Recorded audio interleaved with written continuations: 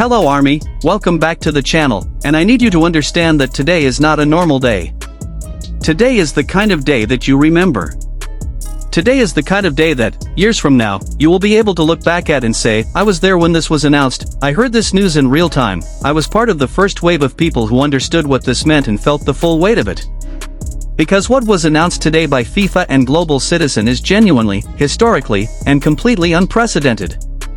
BTS, with Jungkook, with all 7 members, have been confirmed as headliners of the first ever halftime show in the history of the FIFA World Cup final.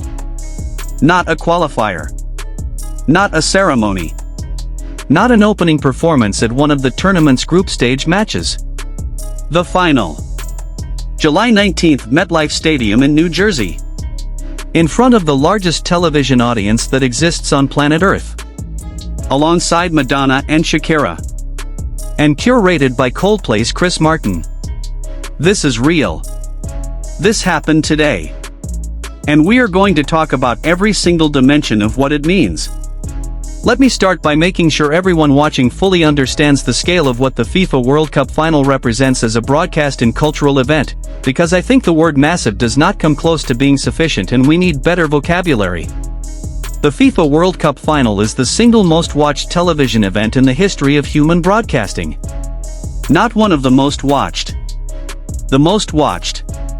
The 2022 World Cup final between Argentina and France drew an estimated 1.5 billion viewers globally, that is 1.5 billion people, approximately 1 in 5 people on the entire planet, watching the same thing at the same moment.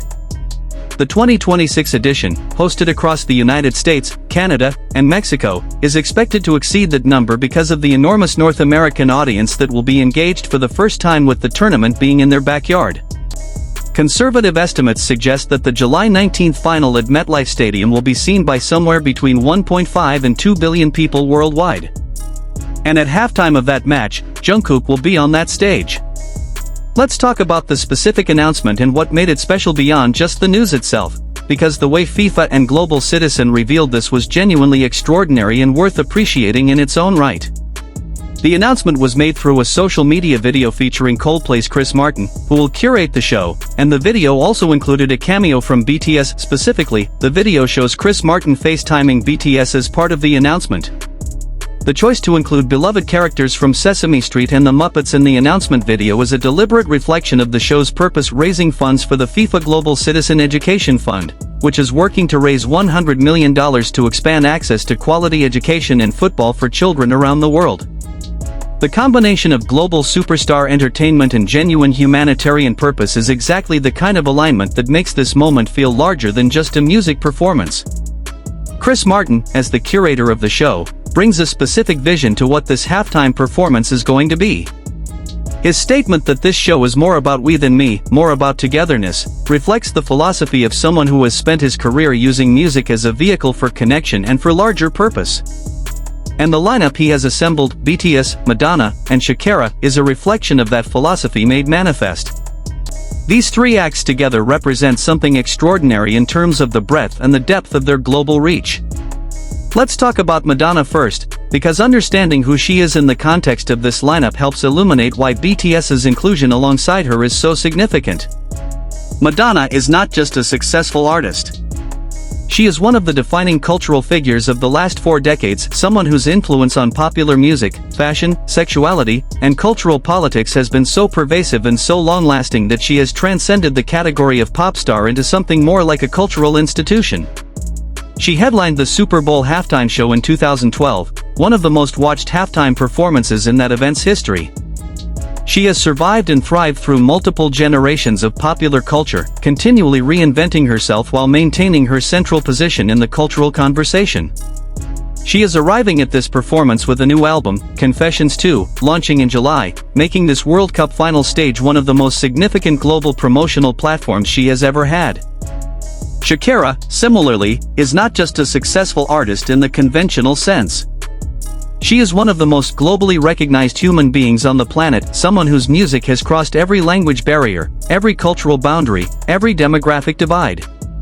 She headlined the Super Bowl halftime show in 2020, co-performing with Jennifer Lopez in what became one of the most celebrated halftime shows in recent history. She has a specific and profound connection to World Cup history, having created Waka Waka for the 2010 South Africa tournament and released Die Die as the official 2026 World Cup song with Burna Boy. Shakira at a World Cup is not a novelty. It is almost a tradition. And she is bringing that tradition to the biggest stage the tournament has ever offered. And then there is BTS. And there is Jungkook. Let me tell you why BTS belongs on this stage with these two people, and why Jungkook specifically is going to be one of the defining images of this performance. The case starts in 2022, in Qatar, at a World Cup where BTS did not perform together as a group but where Jungkook performed Dreamers, the official anthem of that tournament, in the opening ceremony. That performance introduced Jungkook to the full global scale of a World Cup broadcast audience, and the response was genuinely remarkable. For people who had never encountered BTS, who had no prior context for who Jungkook was or what he was capable of, the Dreamers performance was a discovery. It was the experience of encountering someone of extraordinary talent and presence in a context, the World Cup, that carries maximum credibility and maximum global visibility. And for ARMY who watched it, it was the experience of watching someone they had loved for years finally get the stage that matched the size of what they knew he could do. 4 years later, the stage has gotten even bigger. Not just Jungkook but all of BTS. Not the opening ceremony but the final. Not a single performance in one stadium but a halftime show that will be broadcast to potentially 2 billion people simultaneously. The journey from Dreamers at Qatar 2022 to the halftime show of the 2026 World Cup final is one of the most remarkable trajectory arcs in contemporary popular music, and it reflects something real and significant about where BTS and specifically Jungkook stand in the global cultural landscape in 2026. Let's think about what it means that FIFA chose BTS for this specific occasion.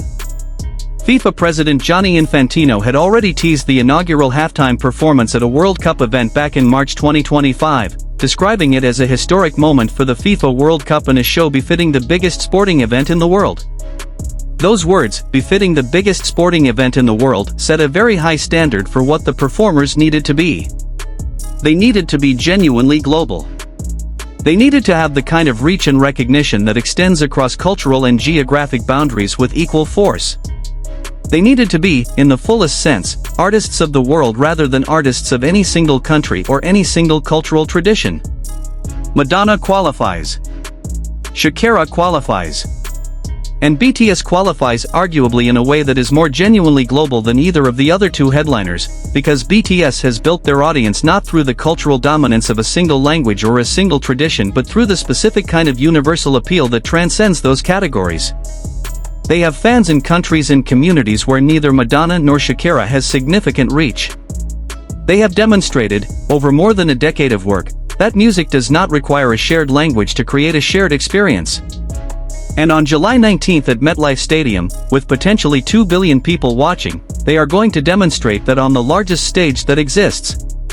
Now let's think specifically about Jungkook's role and what this performance is going to look like.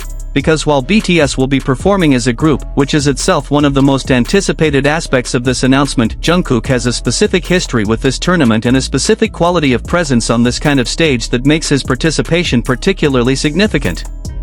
The Dreamers performance established something about Jungkook that is worth remembering as we look ahead to July 19th. What it established is that he is someone who rises to the largest occasions. Some performers are better in intimate settings, where their natural qualities of connection and emotional communication can work at close range. Jungkook is the opposite. The bigger the stage, the more he seems to expand into it. There is something about the scale of a World Cup opening ceremony, or a MetLife Stadium final, that brings out a quality of presence in him that even the largest arena tours, extraordinary as those shows are, do not fully capture. He was made for this. The 2026 World Cup final halftime show will also be different in a very specific way from what BTS's concert audiences experience, and this difference is worth understanding. When ARMY attends an Arirang World Tour show, they arrive already invested, already knowing the music, already understanding the language of what BTS does, already prepared to receive what the performance offers. The halftime show audience is completely different. A significant portion of the 2 billion people watching on July 19th will be football fans whose primary reason for watching is the match, not the entertainment. Many of them will have limited or no prior familiarity with BTS.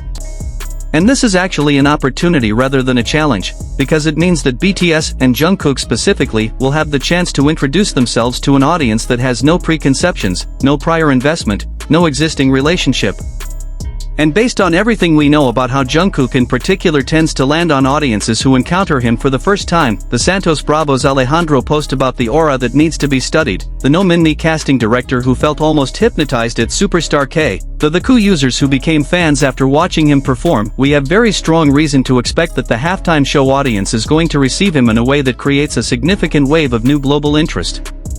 In BTS, 2 billion people watching. Jungkook on stage. This is not just a performance opportunity. It is a discovery event. Let's also talk about the American dimension of this specific announcement, because the 2026 World Cup is happening in the United States for the first time since 1994, and the American market context is a significant part of what makes this halftime show so consequential. The United States has historically had a complicated relationship with football, what the rest of the world calls football and Americans call soccer, but the 2026 hosting has generated genuine and substantial excitement about the tournament in American popular culture in a way that previous World Cups have not. The decision to create a halftime show specifically modeled on the Super Bowl format, the most significant entertainment event in American popular culture, is a deliberate strategy to capture American attention in the same way that American football has always captured it. And the choice of BTS as one of the 3 headliners of this Super Bowl-style halftime show is, in the American context specifically, a statement about where K-pop stands in the American cultural landscape in 2026. BTS has been building their American audience for years, through appearances at the Grammy Awards, through performances on American talk shows and award ceremonies, through the Ararang album debuting at the top of the Billboard 200 for 3 consecutive weeks, through sold-out shows at American stadiums. But none of those American moments had the scale of the World Cup final. The halftime show on July 19th is BTS's Super Bowl moment, their introduction to the portion of the American mainstream that has heard about them but never had a reason to pay close attention, delivered through the most watched broadcast event of the year. There is something particularly poetic about the MetLife Stadium location, because MetLife Stadium has a specific history with BTS that ARMY will recognize. BTS performed at MetLife in the past as part of their Love Yourself World Tour, and the memory of those shows is still vivid in the community. Coming back to MetLife for the World Cup final halftime show is a return to a place that has meaning, a completion of a circle, a demonstration of how far the journey has come. Let's also appreciate the context of where BTS is right now in 2026, because the timing of this announcement is extraordinary. The Ararang album was released in March and debuted at number 1 on the Billboard 200, staying there for 3 consecutive weeks, their first multi-week number 1 on that chart. The Ararang World Tour is currently in progress, with sold-out shows across North America, Europe, and Asia. The Rolling Stone cover story. The individual brand partnerships and editorial features. The diplomatic appearances including Mexico's National Palace. Every marker of their current momentum points to a group that is operating at the absolute peak of their cultural impact. And into that moment arrives the World Cup final announcement. Not as a surprise that catches them unprepared, but as the perfect culmination of a year of extraordinary achievement, the confirmation that yes, the world recognizes what this group is, that the FIFA World Cup final is the appropriate stage for where BTS stands in 2026, and that on July 19th at MetLife Stadium, the world's biggest sporting occasion is going to be accompanied by the performance of artists who are, in their own domain, equally without precedent. Jungkook will be on that stage.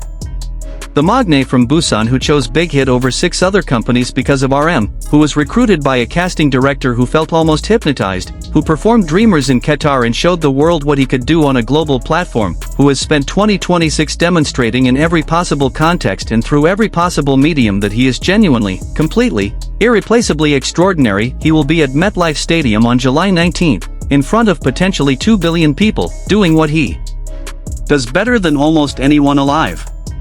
And ARMY will be watching. From every country, in every time zone, on every device, the community that has loved him since the beginning and that will be there at the biggest moment yet, as they have always been there, the way they will always be there. The fan base whose name is tattooed on his fingers, watching him on the stage where the whole world is finally watching too. This is the moment. This is what it has all been building toward.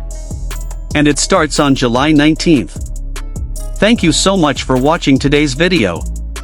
If you enjoyed it, please give it a thumbs up. On a day like this, sharing this video matters more than ever because everyone needs to know about this. Drop a comment below telling me your reaction when you first saw this announcement. Where were you? What did you feel? And what are you most looking forward to about July 19th? Subscribe if you have not already, share this video everywhere, and I will see you in the next one. Purple you all.